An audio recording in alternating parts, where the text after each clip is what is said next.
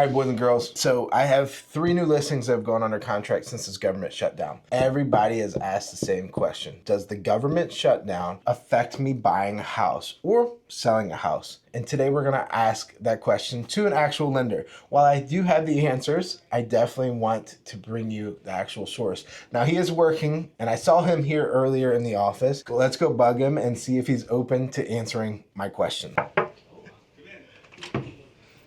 Nick. What's up, man? Got a second? Yeah, come in. Yeah, what's up? Okay, so quick question for you. I keep getting them from everybody. While I do feel like I have the answers, I want your opinion. Okay. Government shutdown. Yeah. What does that mean for loans and people buying and sell houses? Really? So there are a couple extra steps that we're going to have to go through for that, but it's not nearly as scary as a lot of people might think it is. A lot of people think that specifically government programs are basically a no-go at this point. In reality, it's just a matter of us just kind of going through the additional steps that we normally would, but just sort of a little closer to closing. So for instance, furloughed employees, we have to get a verification of employment, which we always do. And then we have to get within 24 hours of settlement versus like the 5 to 10 day business days out. We'll just do it a little bit closer to make sure that that's there. Or if we can't get one of those, we can actually get a borrower to handwrite a letter and sign it and verify that they're still employed at that point, right? So some other little things that might be of concern is like for a USDA loan, we have to have a commitment from USDA, but if USDA is not open, we're not going to get a commitment. So that's going to be one of those situations that, yeah, we can run with them and get them pre-qualified and process and underwrite and even do the appraisal, but just have to wait until USDA is back up and running so that we can get that commitment for the borrower. And then there's going to be some other stuff, maybe like with flood insurance, that will come up rarely, but if it does, then there are some extra things we have to go through. I can't speak on the specifics of those just yet because it doesn't happen very often. So because verification of employments now are often online, they don't typically shut those down. So if we can still get a verification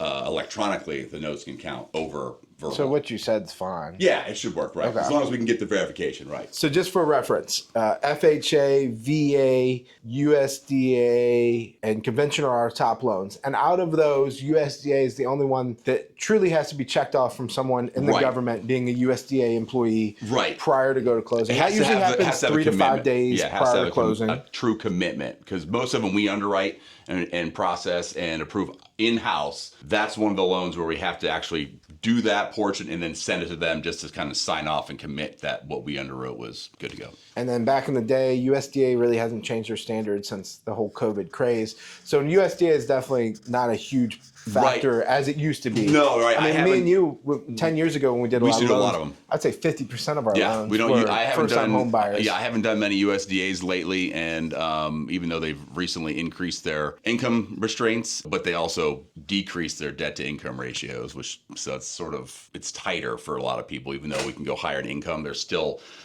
those lower debt-to-income ratio restrictions make it a little more difficult for people to qualify for them. Yeah, it was an awesome program. But VA, I feel like, is the one that's on everybody's mind because it's VA. We use VA a lot in this area. Yeah, it's no problem. The high population, no problem. As long as we can get those verifications, we're okay. So the only thing that would be hard sometimes is weird circumstances if the government. Yeah, right. Or if like if we need a letter of explanation from an employer or something like that. Right. And another thing want to mention is that as long as we can get a recent pay stub, and those can be 30 days old from settlement. So unless the shutdown really goes out like 45 days or something like that, then we might have an issue with the 30-day pay stub. But I don't think when's the last time we've seen 2 weeks is pretty typical, I think, at the most for these. Okay. But it's been a while, so I don't really remember specifics on how long those been, shutdowns have been. But yeah, honestly, it's not as scary as a lot of people want to make it out to be. Okay, good. Yeah. Well, I keep getting that question, so I wanted to get a video together for that. So I'm Nick Lewis with Atlantic Coast Mortgage. I'm local to the Fredericksburg area, and deal with a lot of first-time home buyers and a lot of veterans, since this is sort of the hub for a VA financing. But we've got a lot of other programs I like to talk to people about, some non-conventional stuff that we can get people into. So if anybody just wants to come and sit down and chat. License in Virginia, I believe still DC. I have to finish my CE this week, so I'll decide whether I want to keep that or not, but I think I will. So. And just for reference, me and Nick have been working together for, 10 plus years at this point. Yeah, 2014 or 15, something like that. So great lender. I wanted to pick his brain while he's here working away. So, all right, guys, if you have any questions, feel free to reach out. It's not nearly as scary as everybody seems to think it is, but it is still one of the biggest assets you ever buy or sell in your life. So definitely reach out and get some more information. All right, guys, bye.